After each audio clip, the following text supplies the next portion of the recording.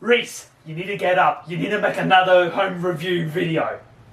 Okay, first of all, it is now changed to my retrospectives. Have you not seen my update video I did? Haven't checked on your channel for 8 months. Are you flipping serious? And secondly, give me more time. I'm currently having a writer's block with my Winded and Wills review. No excuses. Oh, God! You need to make another video or else my hitman will shoot you.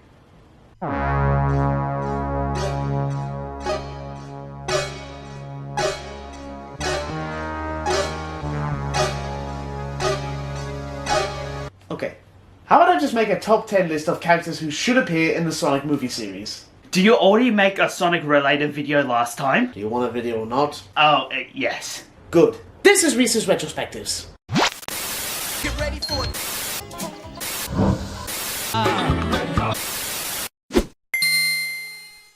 With the third Sonic movie and the Knuckles TV series on its way to their respective dates, many fans have been speculating who should appear in the film series.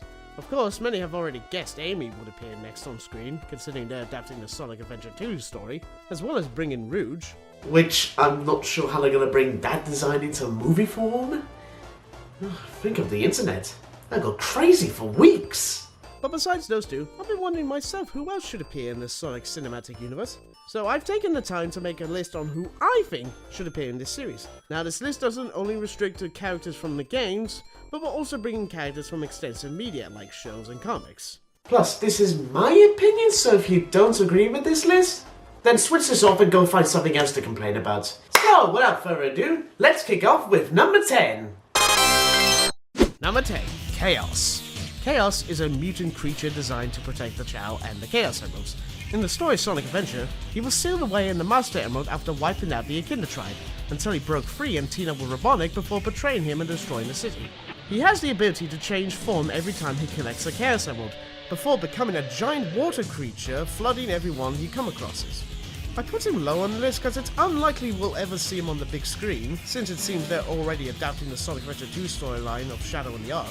But who knows, maybe in the Knuckles series we might get to see another ending to the Echidna race, aside from Longcar killing her with her big, meaty claws. So it's possible, but very unlikely. Number 9, Nicole. Yeah, you probably saw this coming, seeing as how I already mentioned Chaos, but what the hell? Nicole is the daughter of the Knuckles clan leader, who wishes everything to be in peace and harmony without resorting to war and violence. She has a spirit form which can guide anyone seeking their destination and showing them a vision of the past. I think in my opinion she has a chance to be in the Knuckles series, as we did see a tribe of echidnas in a flashback sequence in the second movie. If Knuckles is to be training Wade while also telling stories of his species, then it's possible we could be seeing Nicole with the other echidnas sometime soon. Number 8. Vanilla the Rabbit. Vanilla is the mother of Cream the Rabbit, and is the same size as an average human mother! I'm sorry, I can't continue on that sentence, I just can't. Let's just move things on.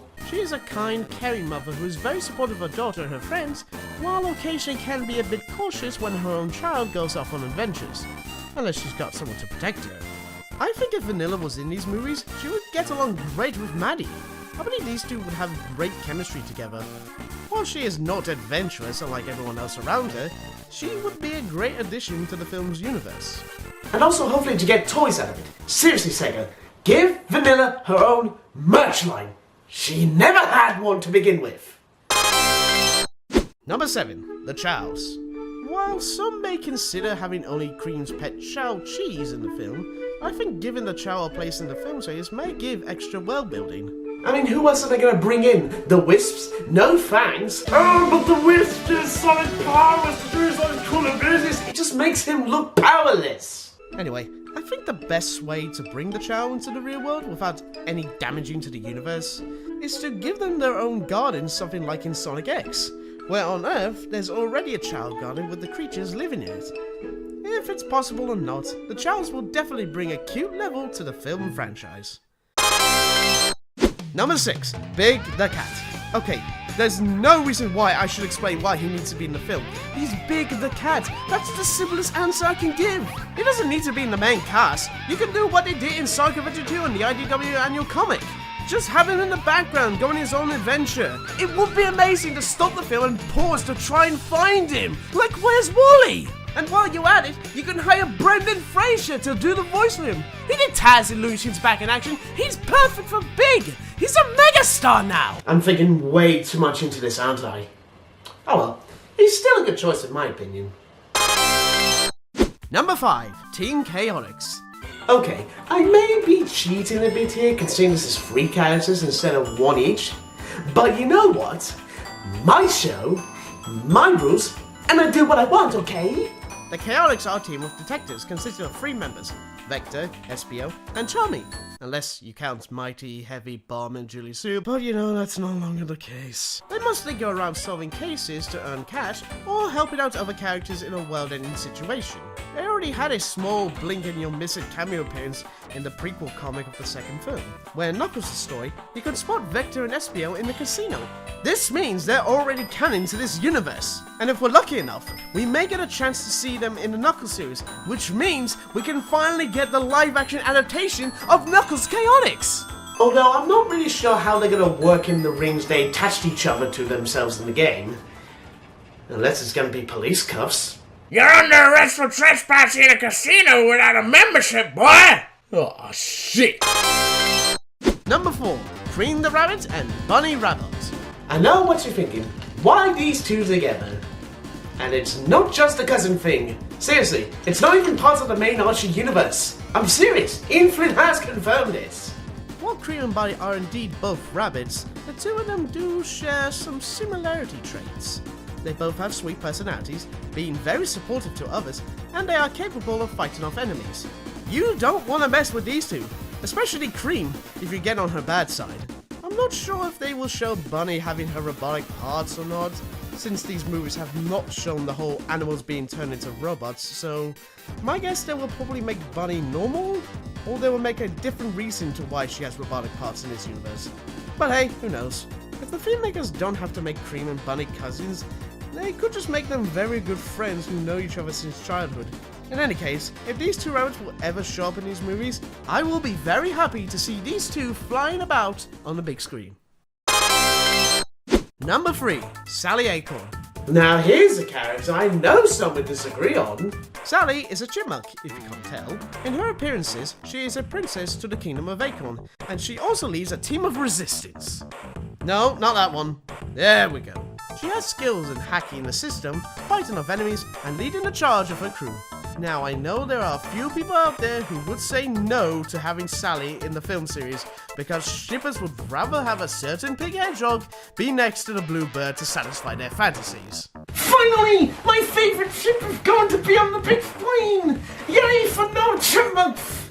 But here's the thing, and I know this has been said many times by different people. You don't have to make them in a romantic relationship. Just having her there is enough to satisfy the old fans. Give her the peach treatment she had in the movie. I'm all for it. But hey, like I said, I'm not the one who decides who should appear. But all I'm saying is, if she appears in either the Knuckles series or a future sequel, Sonic fans in the cinemas would go nuts.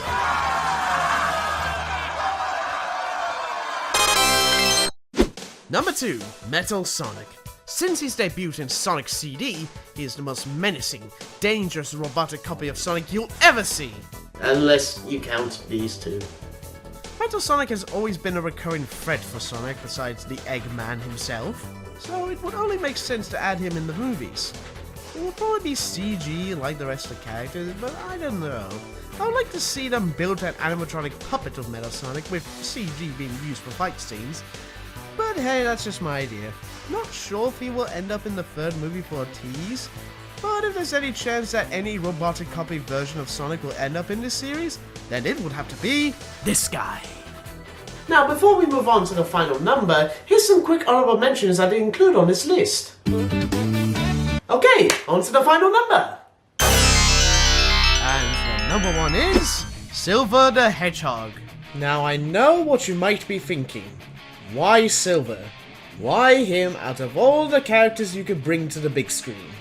Well, I have my biggest reasons to why they should bring him in. They should do a new take on Silver's story. If you look at his character story in all the games, it's kind of a mess. Yes, while 06 seemed to have redeeming features to it, the plot holes can't be ignored.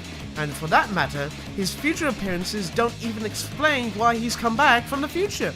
It's just completely ignored. Also, there's this one time in Rivals where they made Silver come from an alternate dimension like Blaze. Now do you understand the problem? It's clear that SEGA had no idea what to do with Silver after 06. While the comics definitely gave him more depth and story to his character, the games never really got him right. That's why I think they should give Silver a new take on his story in the film series, while also give him a much better treatment and understanding to his character. And that's it. That's all the Sonic characters I think who should deserve the movie treatment. I doubt any of them would show up in the series, but if Super Sonic and Shadow can appear in these films, then I could say the same thing for these guys. Well, looks like we reached the end of this video, and I'll see you all next time on the next Retrospectives.